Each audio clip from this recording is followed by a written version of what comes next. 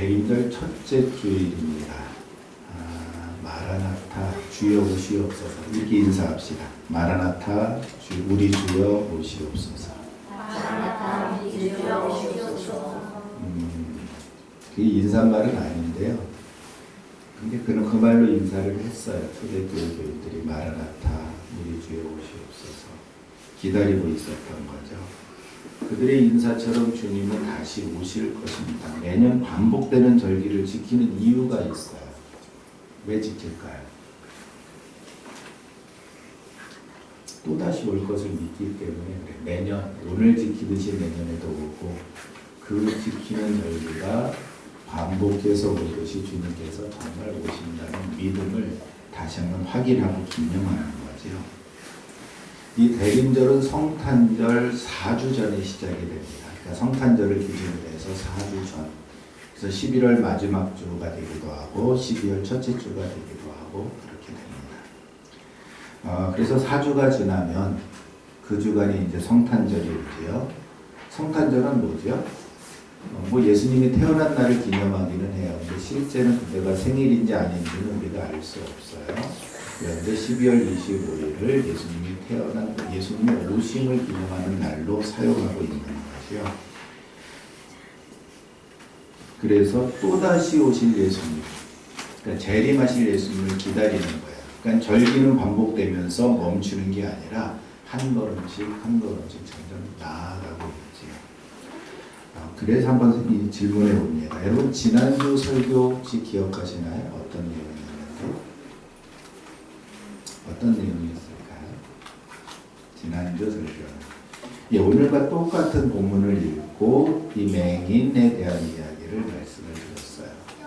그러면서 중요한 거, 진흙으로 흙을 개었다. 이 부분이 참 중요하다고 말씀을 드렸죠. 왜 중요한가?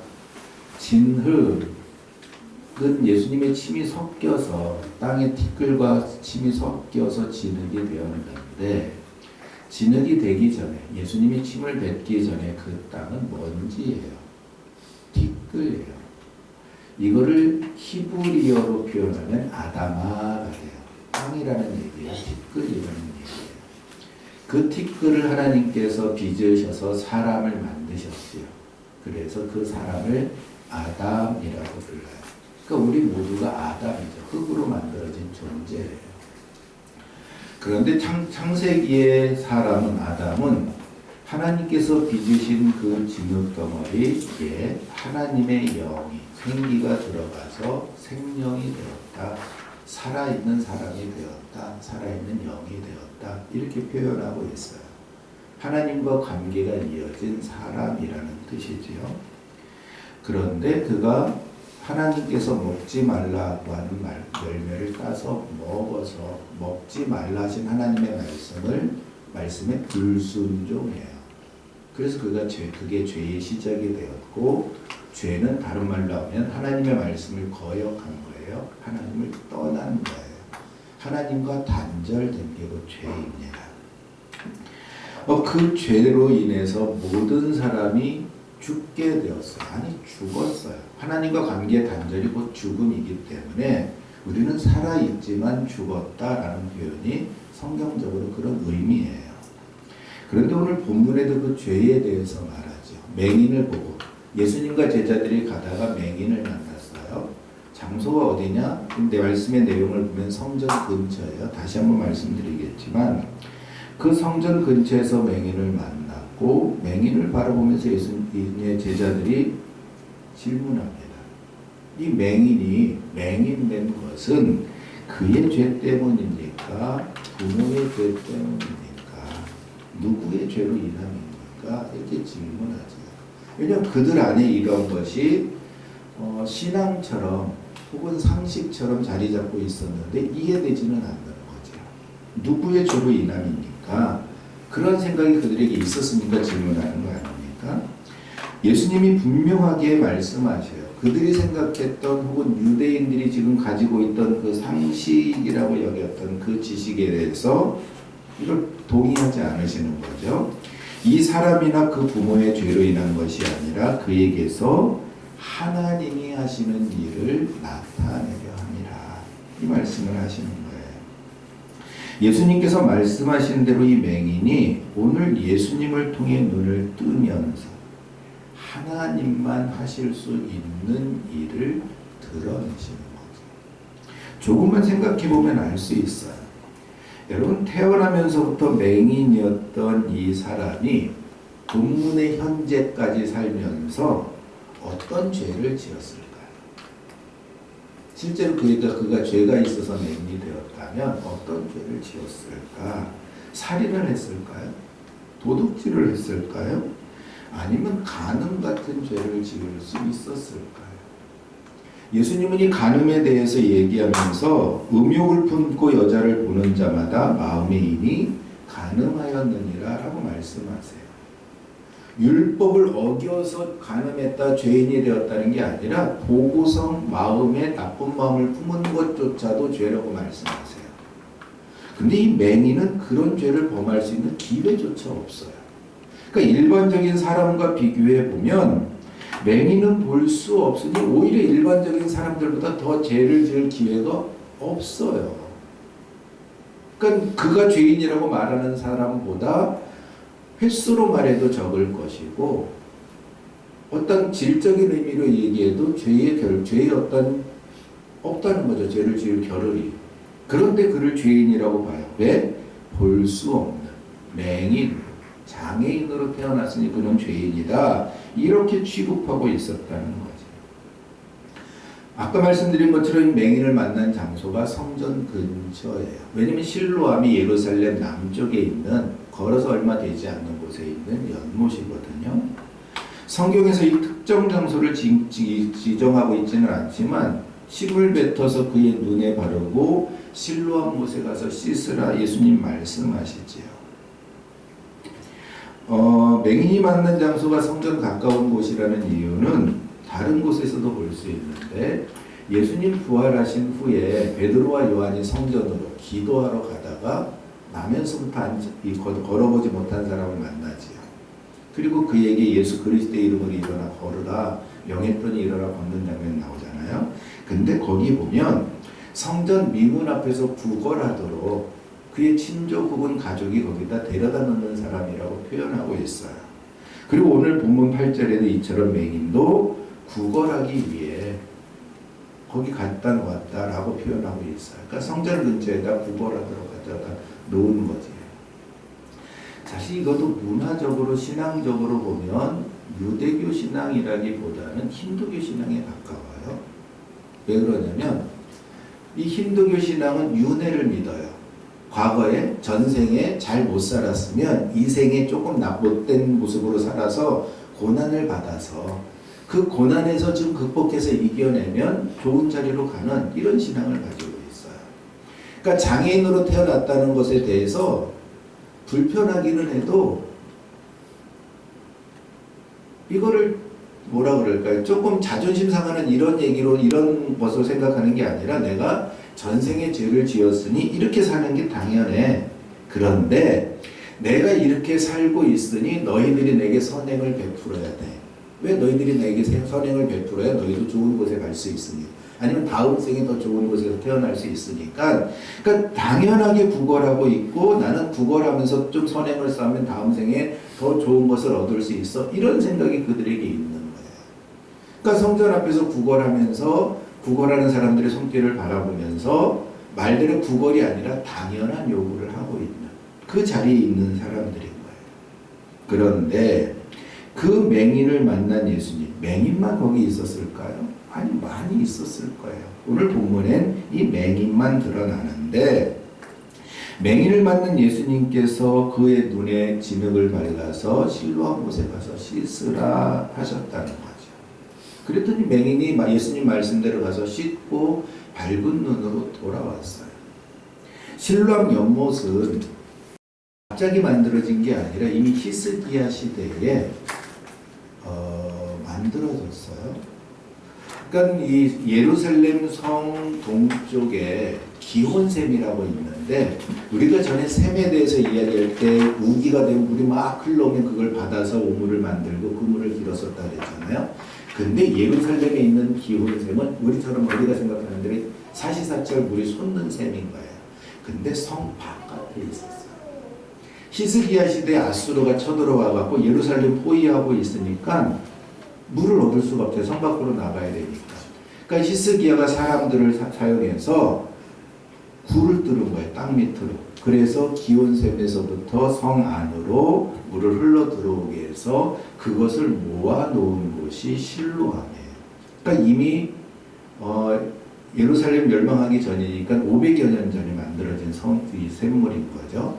깊이는 한 5m, 6m 정도 됐고 뭐 넓이는 10m 정도 됐다니까 우리 지금 이 교회 한 층 정도 되는 넓이가 되는 그런 정도의 연못인 거예요.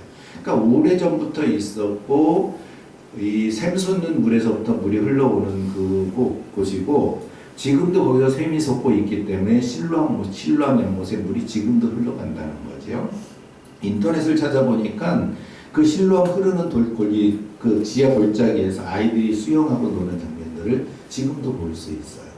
그 아이들이 수영하다가 안쪽에서 비석을 발견했는데 히스기야 시대에 이걸 만들었다는 비석을 보고 연구해 보니까 두 굴을 뚫어놨는데 기온샘부터 실로암까지 높이가 한 30cm 정도 차이가 됩니다. 그러니까 계속 물이 흘러오도록 그걸 만들어 놓은 그거죠. 그런데 이 실로암이라는 말이 바로 기온샘에서 물을 보내서 여기까지 온다 이런 뜻인데 요한복음의 요한이 실로암의 뜻을 특별히 강조해서 다른 의미로 써요. 오늘 본문 요한복음 9장 7절을 보십시오. 실로암은 번역하면 보냄을 받았다라는 뜻이다. 원래 본문의 의미는 실로암의 의미는 기온샘에서 물을 보내서 여기 오게 되었다 이런 의미인데 보냄을 받았다라는 다른 의미로 사용을 한 거예요. 그러니까 물을 흘려보내는 그 뜻이 이제는 보냄을 받았다는 의미로 사용되고 있다는 거죠. 그렇다면 누가 보냄을 받은 걸까? 누가 보냄을 받았을까요? 누가 보냄을 받았을까요? 본문에서는 그 맹인이 예수님의 보냄을 받지요. 근데 실제 요한복음에서는 이것을 예수님을 표현하는 데 사용하고 있어요. 한번 성경을 보십시오. 요한복음 6장 38절을 찾아보세요. 요한복음 6장 38절 앞으로 조금만 넘어가면 되죠. 함께 읽어보겠습니다. 시작. 내가 하늘에서 내려온 것은 내 뜻을 행하려 함이 아니요 나를 보내신 이의 뜻을 행하려 함이니라. 나를 보내신 이. 그러니까 예수님께서 하나님을 나를 보내신 이라고 표현하고 있어요. 다르게 표현하면 하나님께서 나를 보내셨다. 나는 하나님께서 보내신 자다.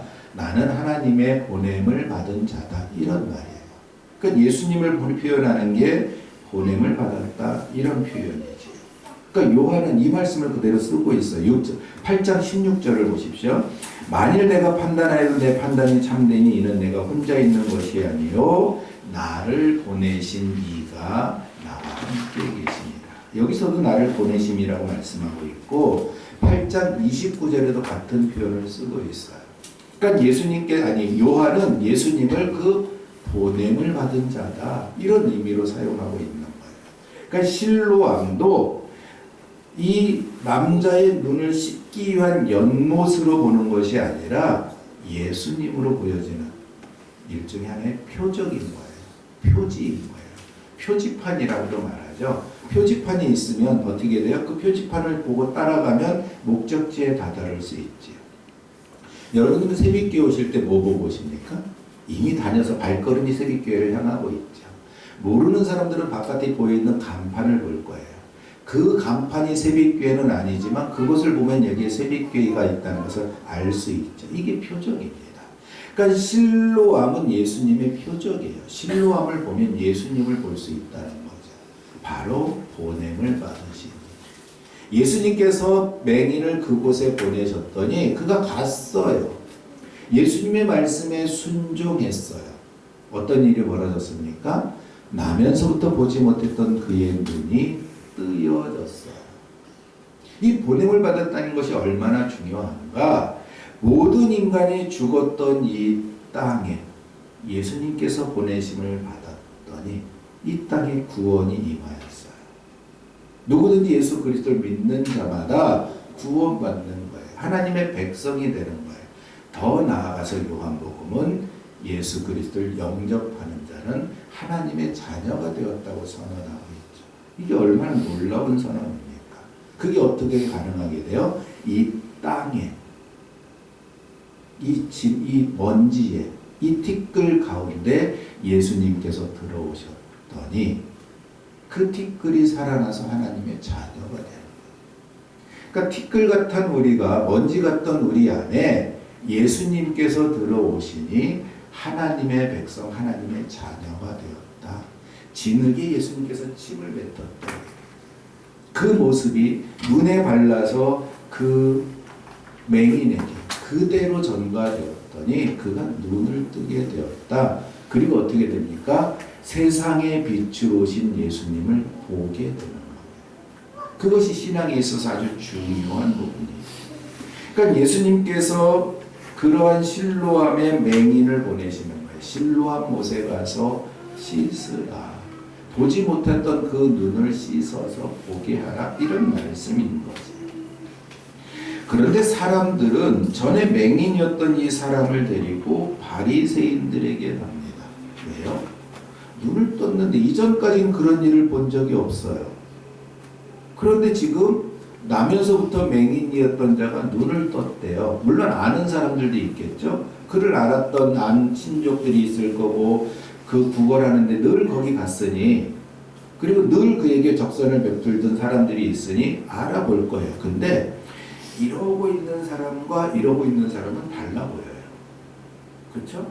보지 못해서 수그리고 있는 사람은 이제 보니 고개를 뜨고 자신 있게 서 있는 사람은 달라 보여요.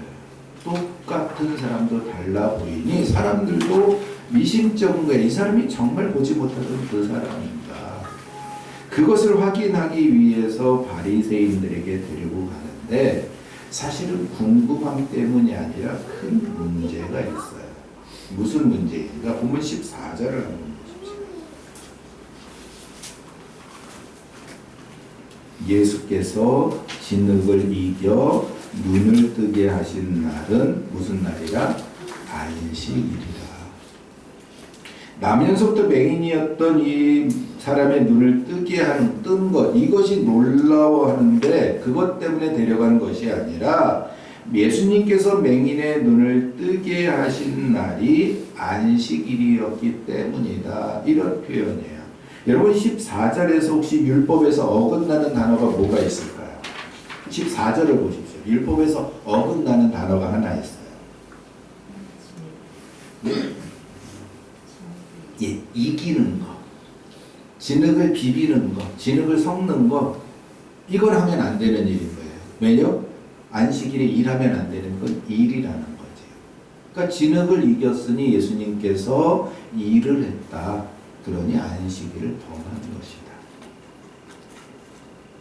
그런데 예수님은 그것으로 맹인의 눈을 뜨게 하잖아요. 안식일을 범하는 방법으로 눈을 뜨게 했네. 이상한데. 유대인들의 생각, 아니 바리새인들의 생각엔 그게 이상한 거예요. 사실 이 말씀들을 살펴보면 몇 가지 율법을 어긴 게 있어요. 진흙을 이기는 거, 진흙을 섞는 거, 진흙을 이기는 행위가 노동이에요. 그러니까 율법을 어긴 거죠. 또 그 진흙을 떠서 맹인의 눈에 발랐어요. 일이지요. 어겼어요. 또 맹인에게 가서 실로암 못에 가서 씻으라 했더니 맹인이 가서 씻었어요. 안식일에 그렇게 많이 이동하면 안 되는데 갔다는 거죠. 실제로 실로암 못은 남쪽에 있는 그냥 못이 아니라 아까 물이 흘러내려오는 곳이라 그랬잖아요. 계단이 있어서 맹인으로 가기 힘든 곳이라고 하더라고요. 가보질 않아서 모르겠는데 설명을 보니까 계단 아래 깊은 곳에 있어서 맹인으로서는 가기 힘든 곳이죠. 이 맹인이 거기 가서 눈을 씻었다는 거죠. 그러니 그 힘든 일을 했으니 안식일날 일하라고 시킨 것, 이 안식일을 범하는 행위였다는 거예요. 그리고 맹인도 가서 눈을 씻고 왔으니 가는 일을 했죠. 씻는 일을 했죠. 율법을 범했다. 여기 지금 유대인의 생각에, 이 바리새인들 생각에 율법을 범하는 행위가 너무 많아요. 그러니까 인정할 수 없는 거지요.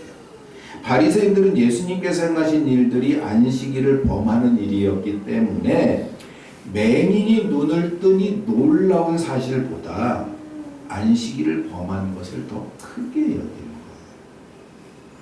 이게 문제인 거죠. 예수님께서 정말 안식일을 범해서 죄를 지은 것일까? 그런데 오늘 본문이 말씀하려고 하는 것은 이것이 사실은 주의 주된 이야기가 아니고 요한복음 9장은 요한복음 8장에 이어서 계속해서 예수님께서 세상의 빛이시다. 이것을 말씀하고 계십니다. 말씀하려는 거예요. 맹인과 같이 빛을 볼 수 없었던 이 세상에 맹인처럼 예수님을 이 세상의 빛을 바라볼 수 없는 그 유대교 율법 사회에 세상의 빛으로 오신 예수님께서 그 어둠을 밝혀주시고 율법으로 가려졌던 그 어둠을 해결하시고 이 사건을 통해서 하나님께서 이 세상에 생명을 주시려고 하는 것을 깨닫게 하시려는 거지요. 그리고 이 방법을 통해서 하나님께서 이 세상을 어떻게 회복하시려는지 이 세상을 어떻게 구원하시려는지 분명히 드러내고 있다는 거예요. 진흙의 그 먼지에 예수님께서 침을 뱉어 진흙을 이겨내시고 먼지 같은 이 세상에 예수 그리스도를 보내서 생명이 있게 하시는 것을 오늘 말씀을 통해 하나님이 행하시는 그 일을 통해 우리에게 보여주고 있다. 이 백성을 살리는 방법이 바로 그것입니다. 이 백성 안에 예수님이 들어가는 거예요. 그런데 하나님께서 이 땅에 예수님을 보내는 것은 하나님 뜻대로 됐어요. 또 예수님도 하나님의 뜻대로 이 세상에 오셨어요. 그런데 그 사람들 속에는 하나님께서도 예수님께서도 억지로 헤매고 들어가지 않으신다는 거죠. 못하시는 거예요. 능력이 없어서 못하시는 것이 아니라 하나님 말씀 때문에 하실 수 없는 거예요. 왜? 정령 죽으리라 했으니 죽을 수밖에 없고 이미 죽었고 그 죽어진 자들을 하나님께서 그냥 살리시는 거는 하나님이 말씀하신 그 말씀에 어긋나는 거예요. 이게 공의입니다. 말씀하신 대로 되는 거예요. 그래서 사람들에게 구원받을 수 있는 길을 열어두셨어요. 예수님을 믿는 자, 예수님을 영접하는 자, 죽었던 자에서 살아난 자가 되고 하나님의 백성에서 하나님의 자녀가 될 수 있도록 길을 열어주시는 거예요. 그래서 우리에게 영접하도록. 근데 그마저도 우리 스스로 할 수 없으니 성령을 보내서 알게 하시고 깨닫게 하시고 인정하게 하시고 구원하시려는 거죠. 그래서 하나님께서 택하신 그 백성들을 마지막 날에 예수님이 다시 오시는 그 날에 죽었던 그들을 다시 살리시려는 것, 이게 하나님의 뜻이라고 아버지의 일이라고 분명하게 요한복음을 통해서 우리에게 알려주고 계십니다. 이처럼 예수님은 맹인의 눈을 뜨게 하심으로 맹인을 온전하게 하셨고 세상의 빛을 볼 수 있게 하셨어요. 이게 맹인만 그렇게 하시려는 게 아니라 예수님을 지금 거역하고 있는 그 유대인들 그리고 유대인을 넘어서 우리 모두를 보게 하시려 오늘 이 일을 행하는 거죠. 이 맹인에게서 구원이 시작된 거예요. 그런데 아직 끝은 아니지. 예수님께서 이것을 통해서 그 유대인들의 죄를 고발하고 있습니다. 맹인의 이웃들과 맹인을 알던 사람들이 바로 그 맹인이 눈을 뜬 것을 보았어요. 이제까지 성경에도 기록되지 않은 나면서부터 맹인이었던 자가 눈을 뜨는 것, 이제까지 없었던 그 일이 지금 그들 눈앞에서 벌어지는 거지요. 그런데 사람들 사이에 논쟁이 벌어졌어요. 이 사람이 그 사람이냐, 바로 그 사람이라고 알아보는 사람도 있고 아니다, 비슷하긴 하지만 그 사람 아닐 거야 라고 믿지 않는 사람들이 있어요.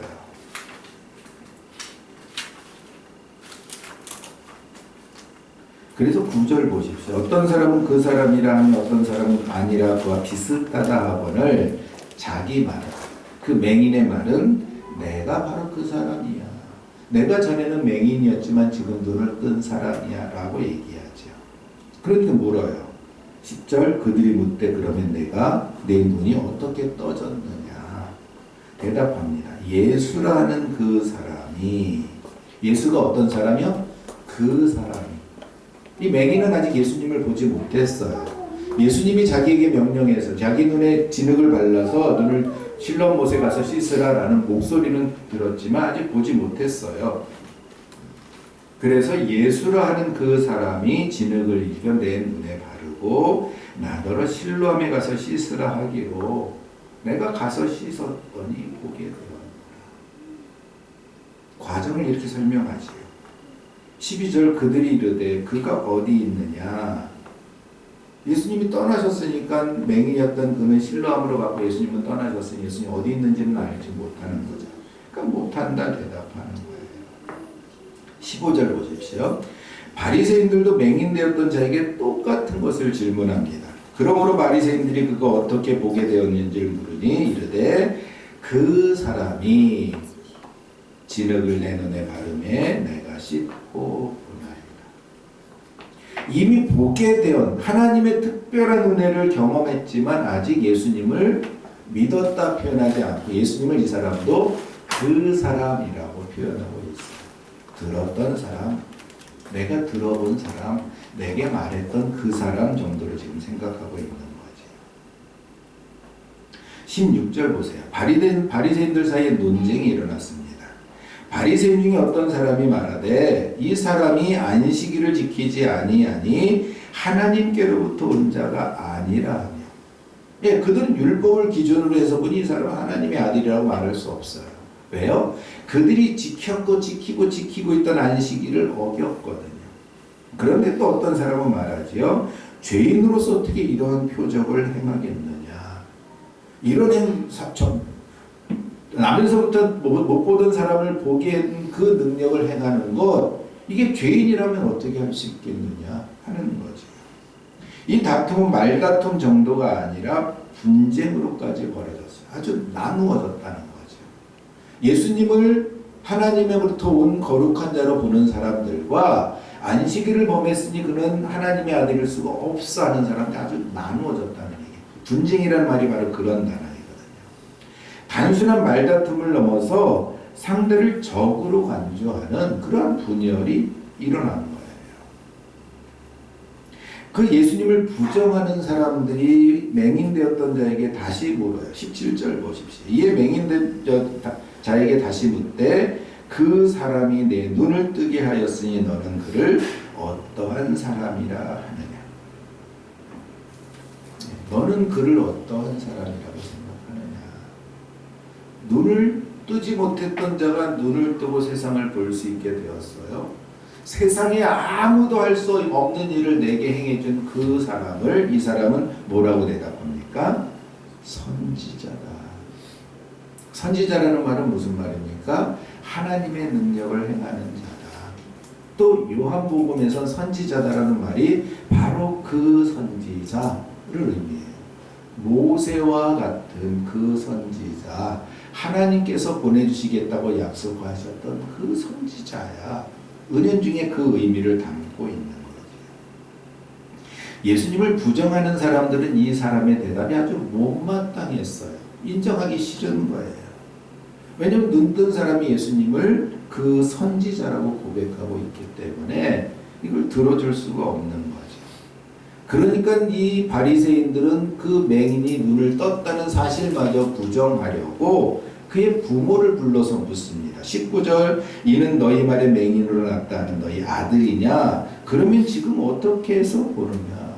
이미 그 과정을 여러 번 들어서 알고 있음에도 인정하지 않으려고 그 부모에게도 똑같은 질문을 해요. 왜냐하면 바리새인들은 예수님을 그리스도라고 인정하는 사람들을 출교하기로 결정했어요. 여러분 출교가 뭡니까? 내보내는 거예요. 좁게는 그들이 모이는 예루살렘 회당에서 쫓아내는 거예요. 좀 더 넓게 생각하면 유대교에서 쫓아내는 거예요. 유대교 공동체에서 그를 인정하지 않는 거예요. 그럼 살 수가 없어요. 지금은 우리는 혹은 여기서 조금 기분 나쁘면 다른 교회로 가든지 이 지역이 싫으면 다른 곳으로 이사 가서 그곳에 함께 살면 돼요. 왜요? 다 모르는 사람들이니까. 서로 모르는 사람들끼리 섞여서 어울려 살면 되니까. 근데 이 당시에는 제가 부자예요. 근데 말 안 듣는 사람에게 일을 안 주면 말 안 듣는 사람은 살 수가 없는 그런 공동체예요. 공동체에서 인정하지 않으면 보호받을 수가 없어요. 그렇게 하겠다고 했기 때문에 부모도 아들이라는 건 인정하지만 그가 눈을 어떻게 떴는지는 그가 장성했으니 그에게 가서 물어보라. 이러고 대답하는 거예요. 그러니까 지난주에 이 부모의 대답이 요한복음 9장의 중심에 있다 그랬죠.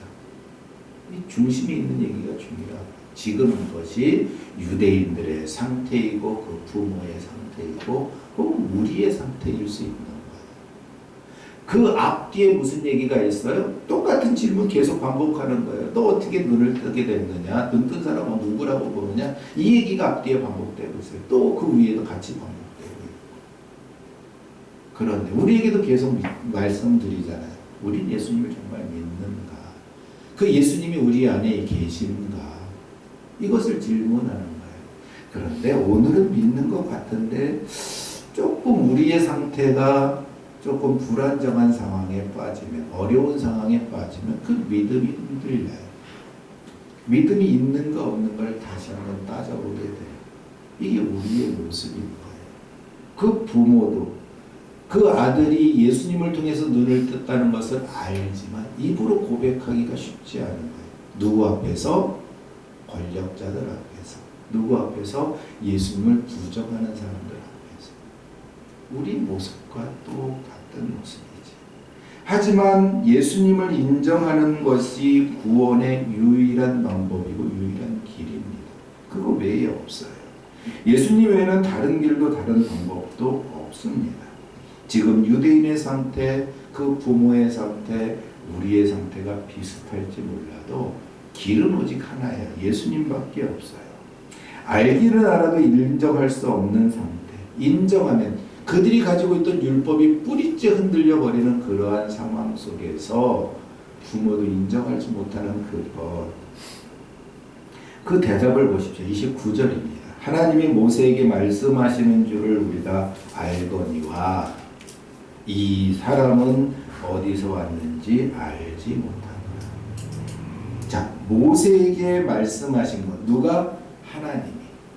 이건 우리가 안다. 사실 이 말 속에 모순이 있어요. 정말 그들이 모세에게 말씀하신 하나님을 제대로 알았다면 하나님께서 보내신 이 사람이 누구인지 알았어야 돼요. 왜요? 모세의 말을 지키고 있었다면. 모세는 자기를 증언하는 사람이 아니라 나와 같은 선지자를 하나님께서 보내실 거야를 강조했던 선지자이니까. 바로 그 선지자를 기다리라고 말씀하신 게 모세이니까 모세를 바르게 알았더라면 이 사람도 알았을 거예요. 그런데 그들이 모세의 말을 바르게 알지 못했던 거죠. 그들의 신앙의 기준이 모세였던 거예요. 모세에게 말씀하신 하나님이 그들의 신앙의 기준이 아니라 그냥 모세가 그들의 신앙의 기준이었기 때문에. 여러분의 신앙의 기준은 뭡니까? 목사가 말하는 목사입니까? 아니에요. 목사의 말씀을 통해 선포되는 하나님이 신앙의 기준이 되어야 돼요. 목사의 말씀을 통해 선포되는 예수님이 여러분 신앙의 기준이 되어야 돼요. 제 말 때로는 오늘도 몇 번 실수를 했는데 이런 실수가 반복될 수 있어요.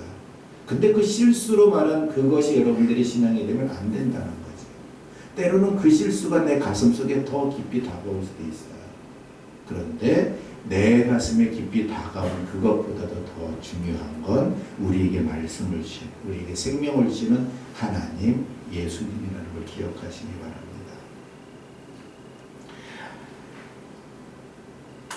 그래서 그들, 율법을 따라가는 그 사람들에 대해서, 그 유대인들의 잘못에 대해서 맹인되었던 사람의 입술을 통해 고발하고 있어요. 맹인되었던 사람은 자기의 눈을 뜬 것을 통해 세상의 빛을 분명히 보았고 그 빛을 보게 하신 그분, 그 사람이 선지자다라고 하지요. 그런데 유대인들에게 이렇게 대답해요. 31절 보십시오. 하나님이 죄인의 말을 듣지 아니하시고 경건하여 그의 뜻대로 행하는 자의 말을 들으시는 줄을 우리가 아나이다. 이건 공통돼요. 유대인들도 그렇게 알고 있고 바리새인들도 그렇게 알고 있고 나도 그렇게 알고 있다는 거죠. 32절 창세 이후로 맹인으로 난 자가 눈을 뜨게 하였다함을 듣지 못하였으니 이 사람이 하나님께로부터 오지 아니하였으면 아무 일도 할 수 없으리다. 그런데 나는 나면서부터 보지 못하다가 이제 보게 되었습니다. 이 일을 행한 사람이 하나님께로부터 온 선지자가 분명합니다. 이것이 이 사람의 고백인 거지. 맞아요. 예수님께서 하나님으로부터 오지 않았다면 이 땅에서 아무 일도 하실 수 없었을 거예요. 그런데 지금 그 일을 예수님께서 하나님으로부터 오셨기 때문에 본문의 맹인이 눈을 뜨게 되었지. 나면서 걷지 못하던 자도 걷게 하셨고 심지어 죽은 자도 살리셨어요. 예수님이 하나님의 아들이심을 보여주는 표적이지. 그 표적을 보았음에도 불구하고 믿지 못하는 자들은 결국은 하나님께서 그들을 구원하시려고 보내신 메시아 하나님의 뜻 가운데서 멀어지는 자들이